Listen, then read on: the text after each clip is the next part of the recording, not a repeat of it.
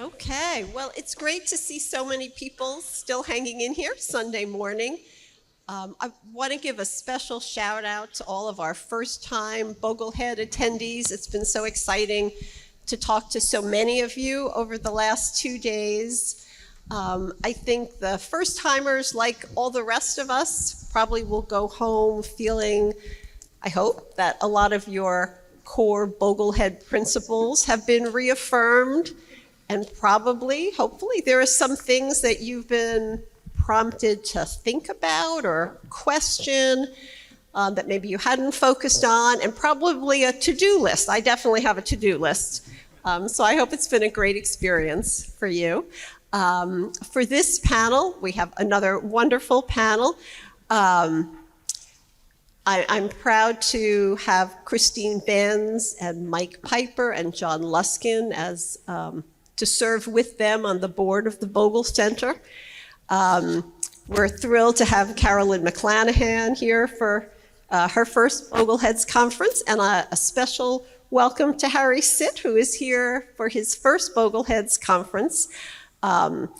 Harry runs the popular blog, The Finance Buff. He has written 2 books. He's been a speaker to our San Jose and Sacramento Bogleheads chapters.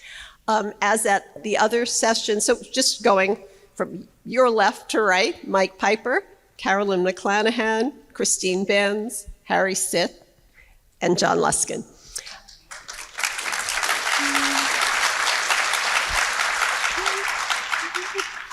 As at our other sessions, we'll encourage you to put questions on cards. Alan Roth will be going around at some point. He's in the back. So we'd love to have your questions.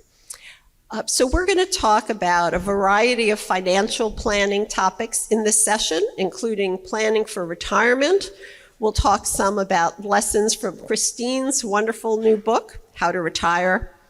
Before we get there, Carolyn, I want to ask you about something you had said in preparing for this panel. You said you would, quote, love to talk about how we need to quit this unhealthy focus on retirement. What do you mean by that? Yeah, amen to that. You know, retirement was invented in the 1930s when Social Security came into being. They picked the age of 65 for retirement. Life expectancy at that time was 65. If you made it to 65, you had about a half a chance of living to 72. So people did not live very long in retirement. Most people died before retirement. And as an emergency room doctor, I saw a lot of bad things. You know, people die before their time or have just these horrible events or illnesses happen that forever change their trajectory of life. And I just think we're so messed up in this country about how hard we work for this end game of retirement, and when we need to enjoy life along the way. And so in our practice, the number one question, I have a whole talk I do around this at conferences, it's called, Are You Happy Now? And so the number one thing we do with clients is, are you happy now? And if not, why? Kills me when I get somebody who's like 50 and they say, I hate my job, I want to quit at 55. Well, that's the wrong goal, you know, because work gives a sense of purpose. You're not meant to live on your money for 30 years without give up your safest asset, both psychologically and financially, and that's your human capital, your ability to contribute to society. So we focus on trying to get people to work less when they're young and enjoy life more along the way, and plan on working longer so you have that psychological and financial safety. But plus it also helps reduce your risk of dementia and cognitive decline as you age. I just want to follow up on that. And so it's funny that you're saying we talk too much about retirement. I just finished a book on retirement. But I could not agree more. In fact, in the book, Laura Carstensen, who's a researcher at Stanford, says something that really sticks with me. She says, work is good for us. The way we work is all wrong. That people are just crawling to the finish line, completely burned out. We know, some people die right after they retire. And so I could not echo Carolyn's sentiment more, that being thoughtful about what you want from your work life, picking up on Jordan Grummett's idea of creating a addition by subtraction, like take note of your calendar as you go through your weeks. If you're still working, if you look ahead and you see, okay, oh God, yeah, that day, you know, those things that fill you with dread. If you're in good standing with your employer, see if you can't find your way to do less of those things. So for me, it was managing people, it was meetings. Those were things kind of in my stop doing list. And I wanted to do more, you know, writing on my own. I wanted to work on a book.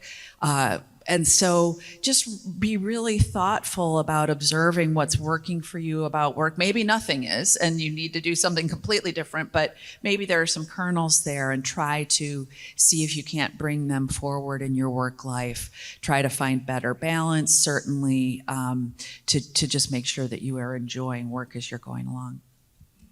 Yeah, I agree. I call myself a part-time self-employed. So to me, that's a very good arrangement. I work on what I want to work on. I control my own hours. So then that's a good transition versus working full-time 100% and then retire 100%. And I know, Harry, you have said, you've written about priorities also. And one of the things, you know, this is a crowd of people, many of whom are very into investing, put a lot of energy into personal finance. You've suggested maybe we don't have to be quite so obsessive about that as Paula would say, right? Yes, I'm very big on reducing stress and anxiety, maybe just because I'm naturally an anxious person. So if also news media tend to sell on fear of making mistakes, making you anxious, create the impression that there are landmines left and right everywhere, that you're going to make a mistake. So if you feel anxious and overwhelmed, I would suggest that you take a step back and evaluate where you are. Are you on solid ground, you're 90% there, or are you fighting between failure and success? The financial planning moves tend to be on the side of improving things. They make good things, a good situation better. I was in Mike's presentation yesterday, so he pointed out that Roth conversions increase your bequest to your heirs, but they don't raise your financial security. So if you're already 90% there, you're awfully improving, that's great, that's all we're here for. But if you make your plan contingent on making all the expert moves on knowing how much international small cap value or real estate or Bitcoin in your portfolio, claiming Social Security at the right age, having the right order of withdrawals from your accounts, having the well-calibrated Roth conversions, I would say that's probably not a good plan, because those are too fragile. They count on everything has to line up perfectly for you to succeed. I'd rather see a plan that's naively counting on target date fund, claiming Social Security at the full retirement age, withdrawing from my accounts proportionally and not doing any Roth conversion. If my plan is successful based on those seemingly suboptimal moves, then I know I'm good no matter what.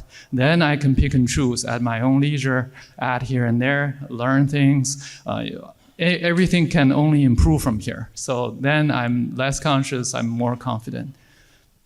And Harry, you had said about simplifying. Give us a couple of examples of things at the margin that I could let go of and not feel like I absolutely have to optimize. Sure. I did a presentation for Sacramento, San Jose chapters in June. So I did lots of simplifications moved here. So for myself, I use one bank account for everything. So checking and saving all in one pot. So I don't move money across different accounts.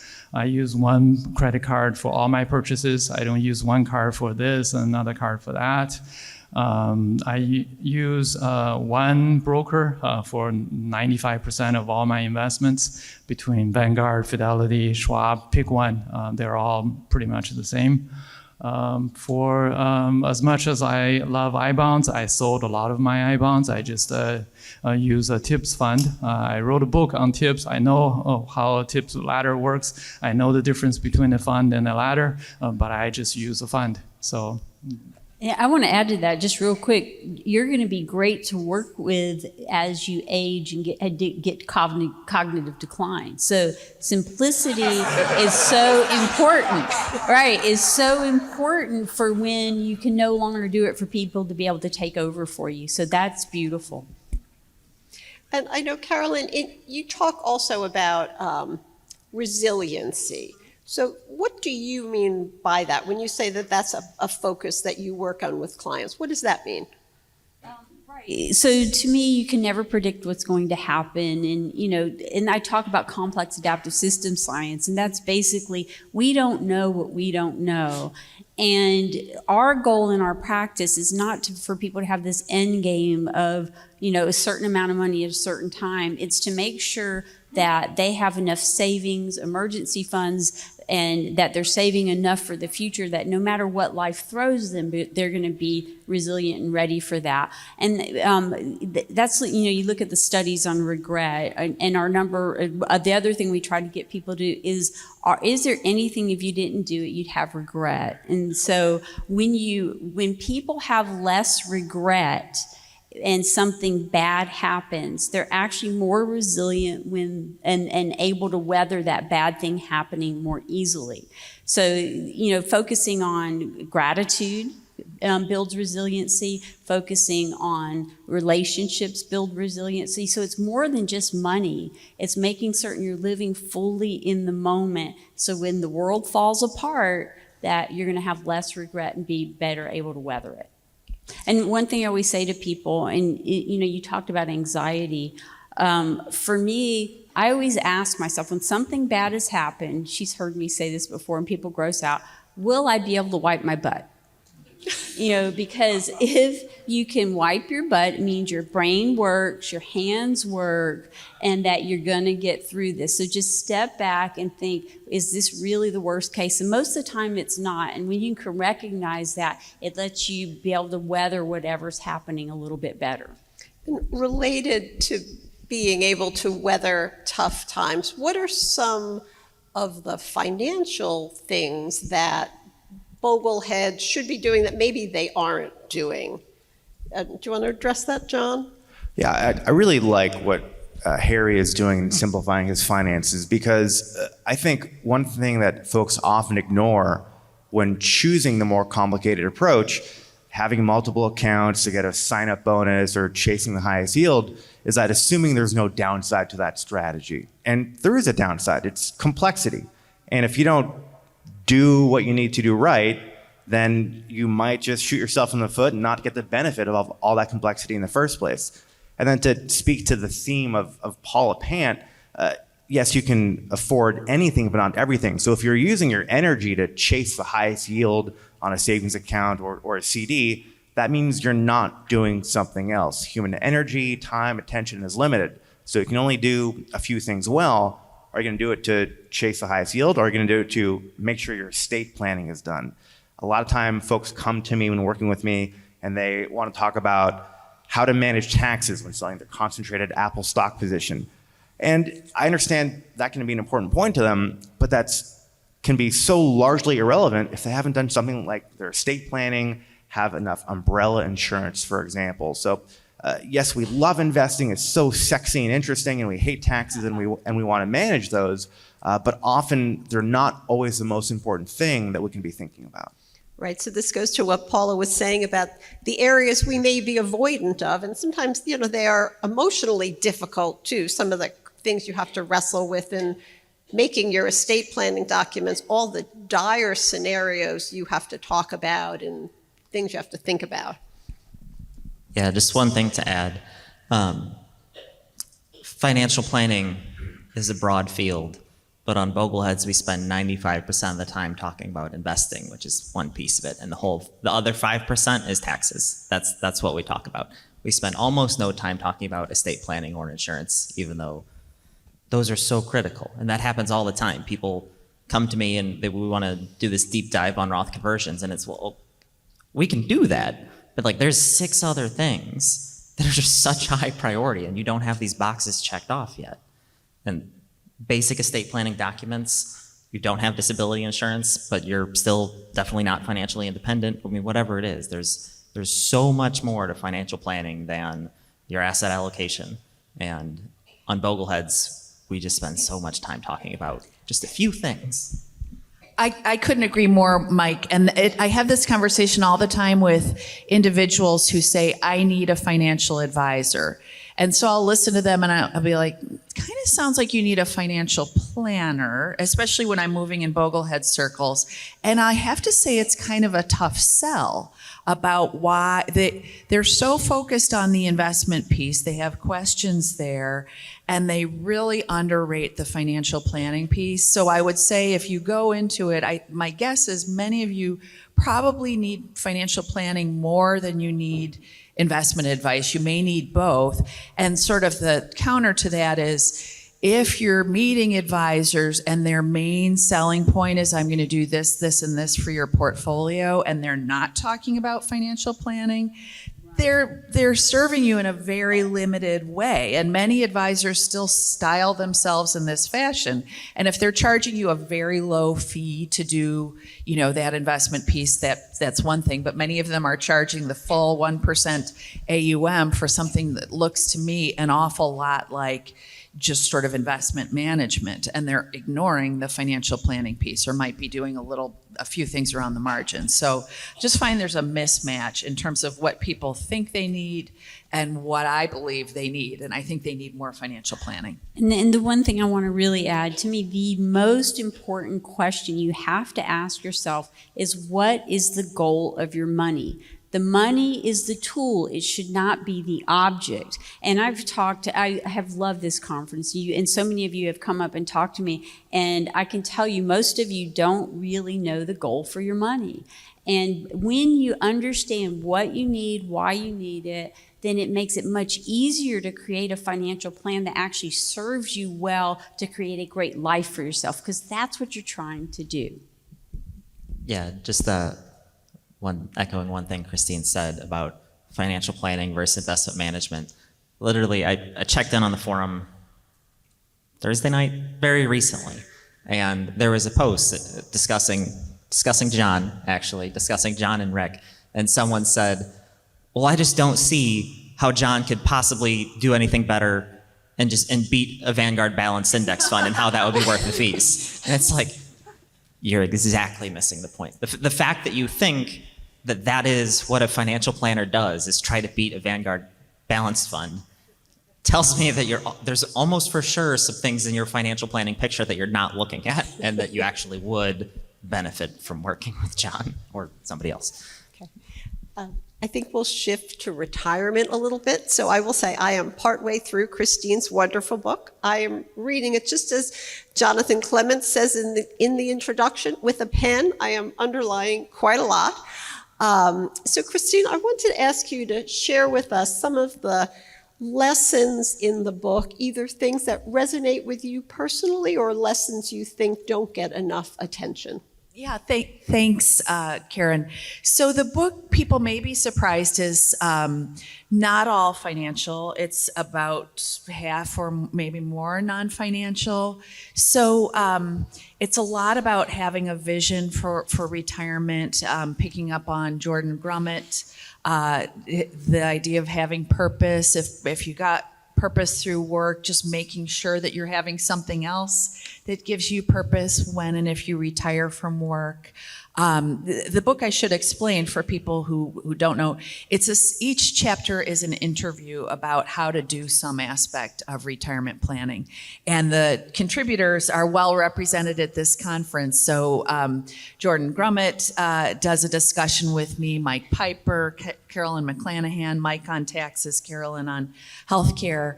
But we do cover a lot of non-financial ground, because I have to say, as I've kind of moved along in my life, I feel like I've got the financial piece well in hand. Like there are always things I could do better, but the allocation that makes that is just more important to me at this life stage is my time on earth allocations. Like what decisions am I making with this precious life? I have a friend right now who is about my age dying in hospice with ovarian cancer. So, and a healthy, aggressively healthy person.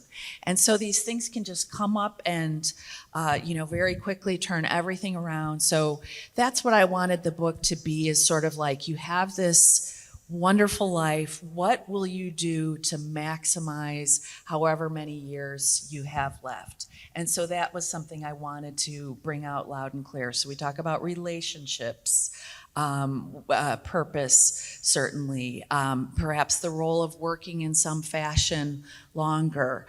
Scott Burns, who was our speaker last night, said something to me. He's not in the book, but he said something to me in another conversation. He had tried to retire, and he said he was stocking shelves in the food pantry.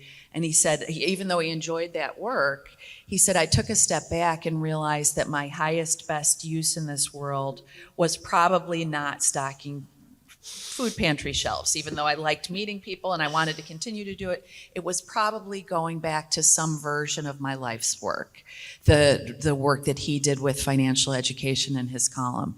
And so I guess for me, that's something I've been thinking about, and I would urge all of you to think about. Is there an aspect of your work, or maybe something that you didn't explore in your work, that you want to carry forward later in life? I'm hoping people will come away with some impetus to think through those things. One of the things that many people talk about as they're thinking about retirement is where they want to live. So I know, Harry, you had shared that you have lived in 5 houses in 3 states in the last 6 years after leaving your full-time job in California. Tell us a little bit about that adventure and lessons you've learned along the way. Sure. I worked in California, San Jose, California, for about 20 years. Quit my job in 2018. We moved to Nevada, Reno, Nevada in 2020, right before the pandemic.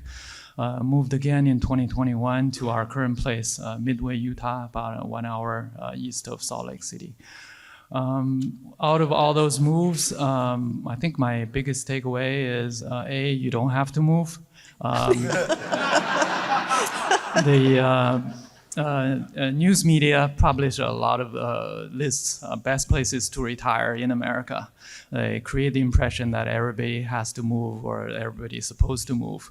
If you have your family, you have your kids grow up in the area, they're still there. You have your network, you have your activities, don't have to move. If you do move, I would say have a strong non-financial reason for your move. You want to move closer to your family, or for us, it's activities. We like skiing and hiking, so we picked Reno, Nevada for skiing and hiking near Lake Tahoe area, and then we found a better place in Midway, Utah, and that's where we currently are. Don't move for financial reasons. Don't move because of cost of living or taxes. So when we moved to Nevada, people say, hey, you moved to Nevada, no state tax. You must have saved a lot of taxes. The first year that we moved there, we saved $1,000 in California state tax.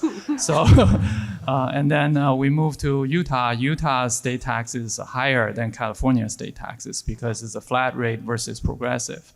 So move because you like somewhere, some activities there. Don't move because of cost of living or taxes. Living comes first before costs. I have 2 important points to that. A lot of people want to move to where their kids are. A high percentage of kids move after you move to where they are. And so be careful about that. The second thing, I have seen this over and over, think about healthcare where you move. Do not retire in rural areas. Rural areas are struggling with good health care. If you need long-term care services, it's almost impossible to get. So be very careful that wherever you do move, that you know there's a good health care community there and people that are going to help you as you age. I guess it depends on your age. I'm in my 50s, so I trust whatever illness I have, anywhere in a good-sized metropolitan area, doctors can treat me. But if I develop some rare disease, I have to live close to a Mayo Clinic or a Cleveland Clinic or that sort of caliber of medical facilities. Yeah, definitely that's a consideration. My book has a chapter on housing, and I talked to Mark Miller about all the different dimensions of housing, including home equity and potentially unlocking home equity. But Mark made a really astute point about downsizing, like getting into a more age-appropriate home, sort of separate from the relocation decision. And his point was like, there's never a better time than just when you're embarking on retirement. You'll never be more in the driver's seat with the decision-making about where, how that move gets executed, how your possessions get disposed of. And his point, I mean, many of us have been through this with older parents passing away, where you're in charge of cleaning out a very large and full house. It's not a great gift to get from your parents, I will say. So, if you can kind of get in front of that decision making and that process, I think that redounds to the benefit of everyone's well-being, yours and your family members. I want to remind everyone, if you have questions, please write them on the little pieces of paper. Alan is walking around and he'll gather them up for us. I wanted to turn the conversation a bit to charitable giving. So we've talked about some tax strategies related to charitable giving, that it can be efficient to leave tax-deferred IRAs to charities or give appreciated securities to a donor-advised fund for later granting. And I'm wondering, just in sort of a bigger picture way, are there conversations that you have with clients or questions that we should be asking ourselves about how charitable giving fits into our goals? At the risk of getting into the investing section, I can see charitable giving as an opportunity to clean up one's portfolio. A lot of times folks will come to me with some stuff they bought themselves, or maybe some old employer stock, or often it's going to be that 1% advisor portfolio that they've fired the advisor and now they're left with this dumpster fire of an investment portfolio. And so that can be a good time to prioritize getting rid of those things in a tax efficient manner, giving it to a donor-advised fund, et cetera. Yeah, I'm not QCD ages yet, so before QCD, donor advised fund is probably the best vehicle. But I would suggest, if you use a donor advised fund, use it more as a pass-through. Don't hold money there. Donate to donor advised funds and then disperse the money right away. I sort of disagree with that. It depends on the situation. I mean, we've had clients with long-time donor-advised funds that are invested, and they've done it's been fun for them that they've grown that pie that they're giving to charity, and they're giving along the way. But, like I talked about the golden age of tax planning and retirement from 60 to 70 yesterday, and we'll do a nice lump sum of appreciated stock, cleaning up portfolio, like you said, that we know what their charitable intentions are for the next 10 years. And now we've been able to do other nice things like get rid of other appreciated stock or do Roth conversions or IRA distributions. So it can, yes, there is a fee with having a charitable gift fund, but it's not that high. I mean, well, Fidelity is what we use, and it's not that high to have that donor gift fund. Whoops, lost your mic. I died. My battery might be dead. And so, I mean, every situation's different. And so just make sure that you're thinking through both short-term, long-term about what your goals are charitably and doing it in the most tax-efficient manner. I will say, I kind of agree with Harry, though. I do not understand why the fees are so high. If I'm putting, some plain vanilla security in there, like employer stock from a large company, why am I having this, is it 50 basis points or something, drag on I don't understand what the fees are about. So, when you give money when you put it into Fidelity Charitable, the fees are not 50 basis points. It's actually a lot lower. The reason the fees are there is because they have to check and make sure the charities are qualified charities. So it's a logistical thing. Your stock is going to be sold, and that's going to be invested in a diversified portfolio. So, there's a fee for that. I don't think it's, I think Fidelity's 35 basis points, so it's not, and it goes down, so it's not that high, but that's what you pay for that tax efficiency.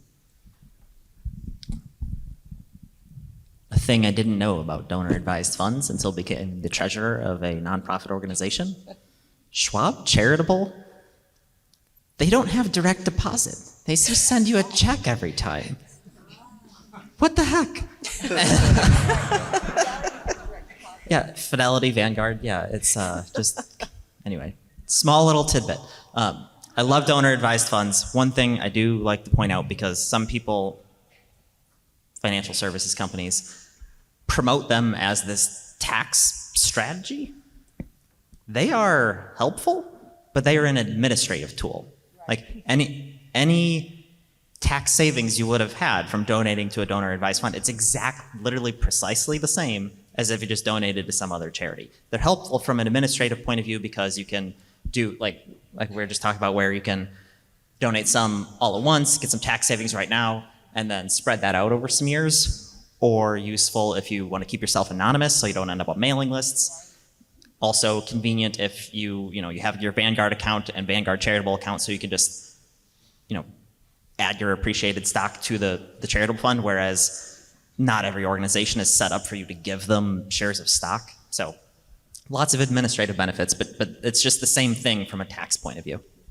And I'm going to add one thing to that. I find that when clients set up a charitable giving fund, and I don't know, I only use Fidelity, I haven't used any other ones. It's so easy to give away money, so they become more charitable, which is, for a lot of our clients, it's a good thing. And I actually have a Fidelity donor advised fund, and I get on there, and it keeps this big list of all these charities. It's like, oh, I got to give money to them, and you just go cha-ching, cha-ching, cha-ching. And so I don't know whether that's good or bad. If you have a client with spending issues, it's bad. But if you have a client that needs to be more charitable, it's a good thing. I want to turn to a different topic. So we're hearing every day cyber frauds, data breaches, all sorts of scams out there. Are there steps that people should take to protect themselves? Asking for a friend, should I finally do those credit freezes that people talk about? Yes. I thought so. Any other steps I should be doing besides that? Yeah, freeze your credit, freeze your spouse's credit, freeze your kids' credit. Be very suspicious of any text messages you get. Don't click on any links on any text messages. If a financial institution calls you or texts you and says there's an issue, do not respond via that medium. Say, thank you for the information, hang up, and then go to the website and contact them via the website, via the phone number that's on the website. Moreover, do not Google an organization's phone number, because that is a common scam now. The scammers are getting really good at SEO. So if you're looking for a financial institution's phone number and you Fidelity, Vanguard, or whatever, and you Google it as opposed to going to the site directly, the search tools may pull from a scammer's website, and then you'll be connected directly to a scammer. So always connect with the organization directly on your own, even if that organization supposedly reaches out to you. I would find having fewer accounts or fewer institutions help. So if I get a scam message saying my Chase account has some problems, I don't have a Chase account. So if I only have one account, then those messages will tend to have less effect. In this realm, I find usually brokers have better security than banks because they deal with large sum of money. So that's why I use a broker account for my cash flow. One piece of feedback we had on this conference is that this would be a good future session. So I have taken that away, how to protect yourself, all dimensions of your financial life from fraudsters. I think that would be a great next session. A couple things I would add. Password manager is a really good practice. If you haven't set one up, it's a little bit of a pain to set it up, but once it's up and running, it's not too difficult. And then I just wanted to mention, we did for our podcast a conversation with Kathy Stokes, who is Director of Fraud Prevention for AARP. And I asked, so where is sort of the epicenter of financial fraud right now? And her answer was very clear: crypto, crypto, crypto. Mm-hmm. And she said that there is so much scamming going on in the crypto space. So for those of you who are crypto curious, after Matt Hogan and Rick F.I.R.E talked yesterday, just really be on your guard in that space. Not everyone is out to scam people in the crypto space, but I think scams are alive and well there, and it's certainly less regulated, so you just need to be super careful. One thing I want to add, not that I'm pushing financial advisors, but we get, as an independent RIA, we sometimes get people calling us trying to impersonate a client to try to get money. And we know every client, and it's interesting the stories we get told, but we catch it right away. We have people try to email us when they've hacked into a client's email us pretending they're a client, but we know our clients so well, and we have processes in place to call the client. And then as soon as we recognize that a client's been compromised, we freeze everything. We've notified the custodian. So that is, especially as you get older, the scams are getting hard, just amazing what they're due. So that is one benefit of as you get older and maybe facing some cognitive decline of working with an advisor. Again, not that I'm pushing, but it's another layer of help. So we've talked Carolyn talked yesterday about getting a less involved spouse more involved in the finances. Mike did a great session on that last year. Harry, when we spoke before this session, he said something that really resonated for me, because it would be like the kind of thing that I would be guilty of. Just writing down a complex system really doesn't help. So tell us some more things that would be helpful in getting a less financially involved spouse ready to be more involved if necessary. Sure. I read Mike's excellent book, After the Death of Your Spouse, or something like that. My biggest impression from reading the book is it's a little late by that time. So you want to get your spouse involved, or partner, get them on the same page, keeping them informed. Part of the battle is just know what you have. Right, so Mike talks a lot in the book about how to find out where you have your accounts. It's a little late there. You don't want to leave a detective work for your spouse after you die. So it's better to keep your spouse informed. And the best way to do that is while you're still here. And from my writing, a lot of people talk about having a death binder or a letter of instructions.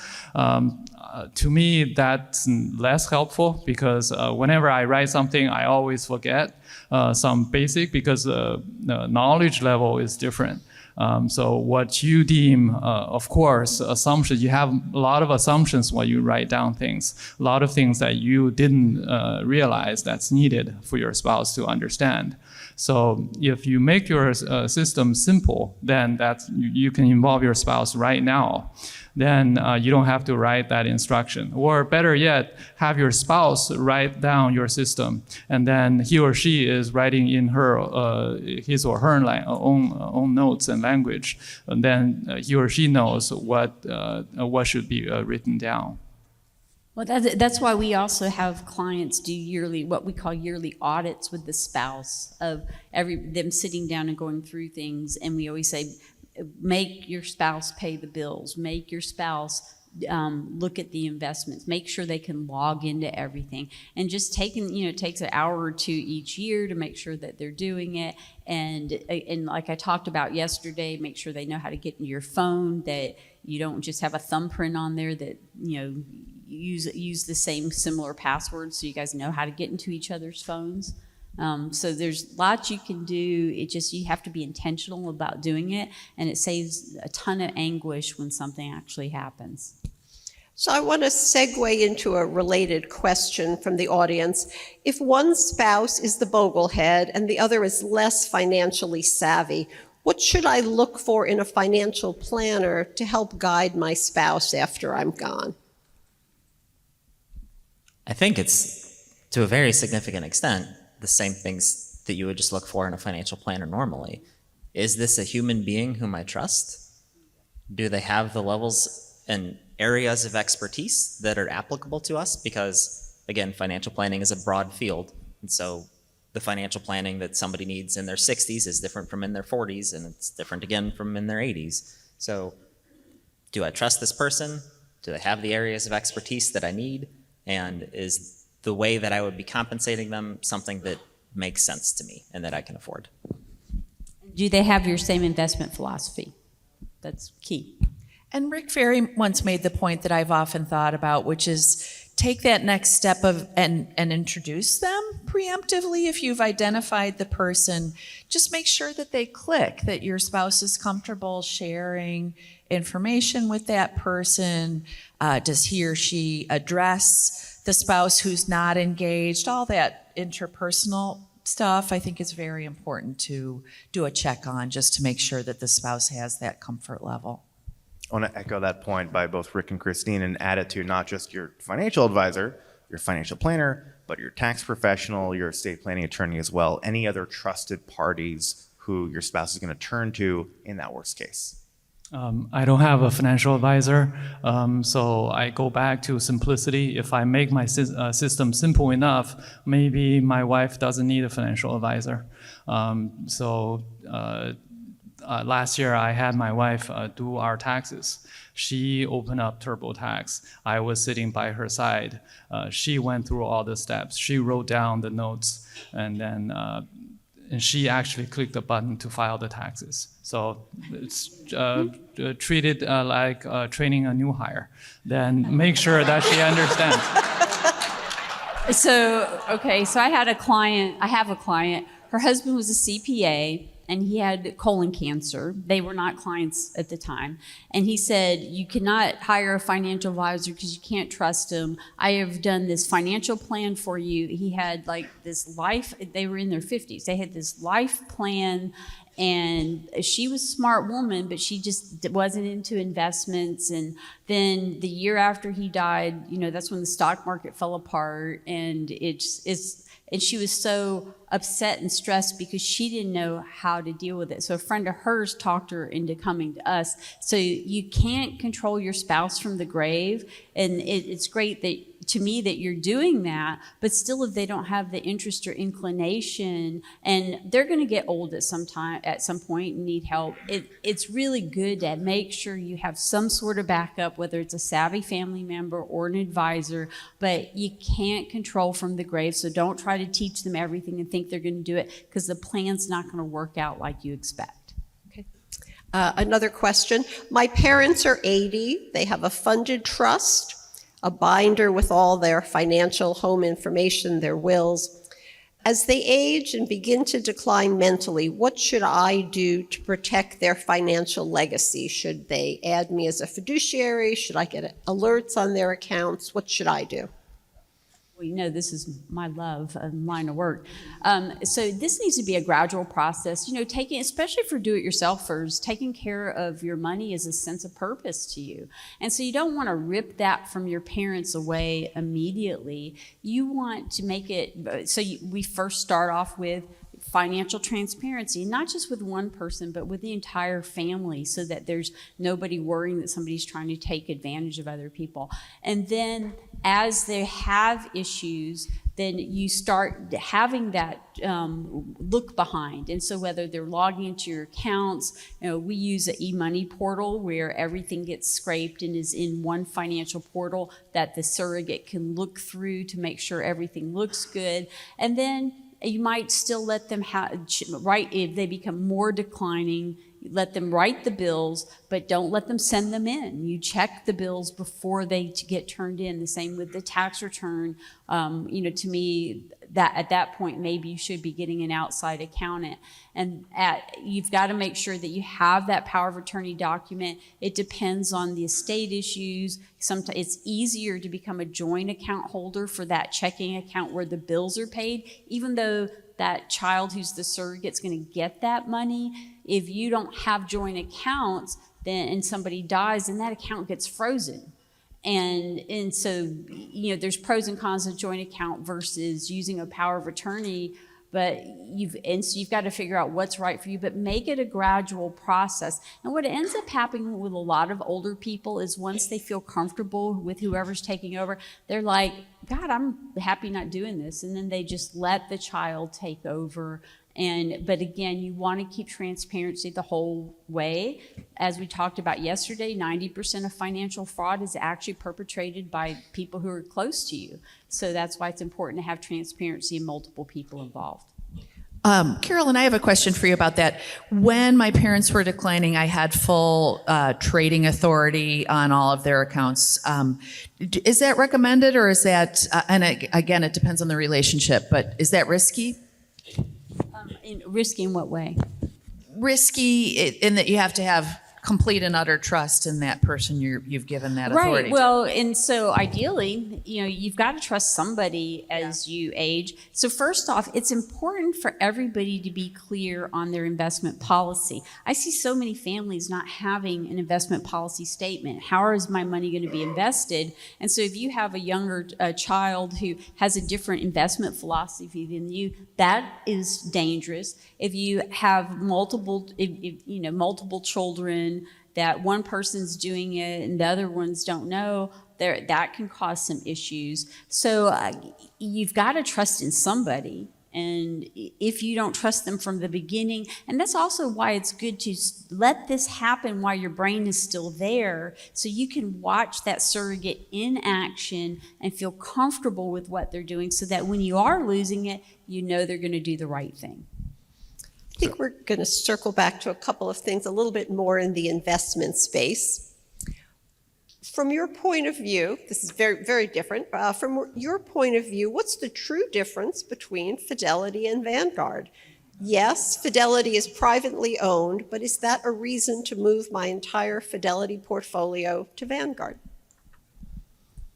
No, not at all.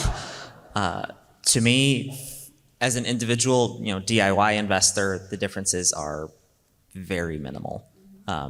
They all have the ability to build a low-cost, diversified, simple portfolio.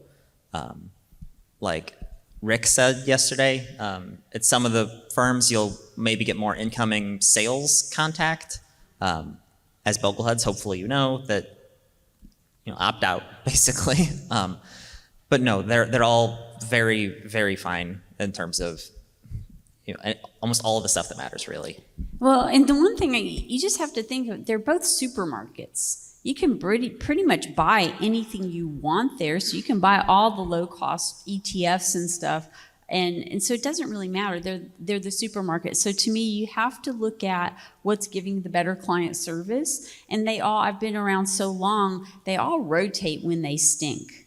And so when you are working with them and they stink, you complain, and a lot of times they fix it. And so for us, we use Fidelity because they've done a good job. Vanguard has gone through periods where they do a good job, but Fidelity's done that too. So you just got to look at the platform, what's comfortable to you, who's giving you the better service.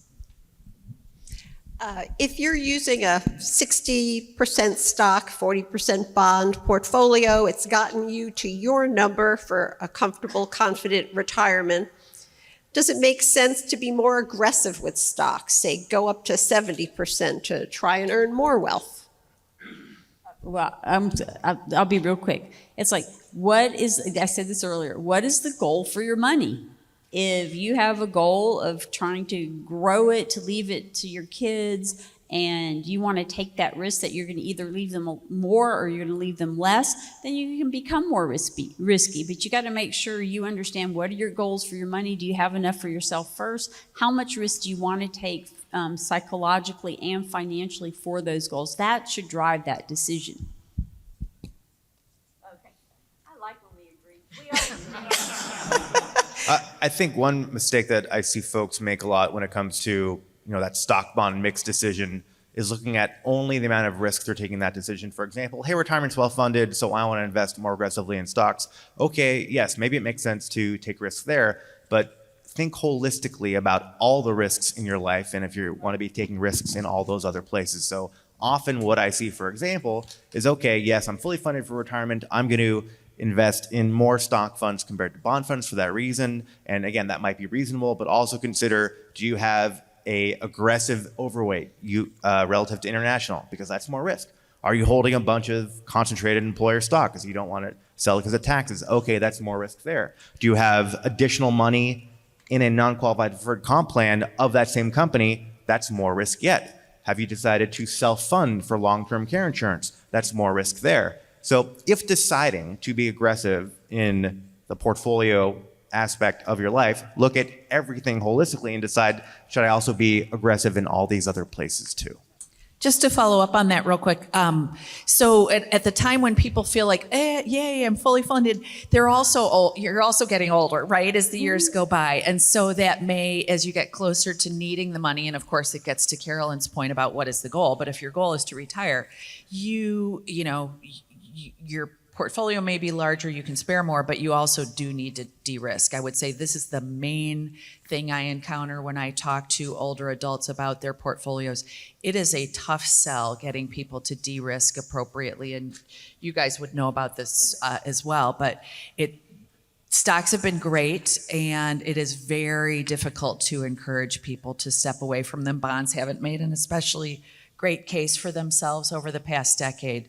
But I do think, as you get close to drawdown, you need more bonds, you need more cash. You still need stocks, but you really do need that balance at that life stage more than ever. Is there an advantage to converting Vanguard mutual fund shares to their ETF equivalents? There can be an advantage if you're holding them in Fidelity accounts. Converting them to ETFs allow you to buy Vanguard ETFs at no fee. Fidelity does charge a fee if you buy Vanguard mutual funds. They don't charge fees on selling. They only charge fees on buying. Okay, I think we are going to wrap up here. Thank you all for so many great questions. Thank you to our panel.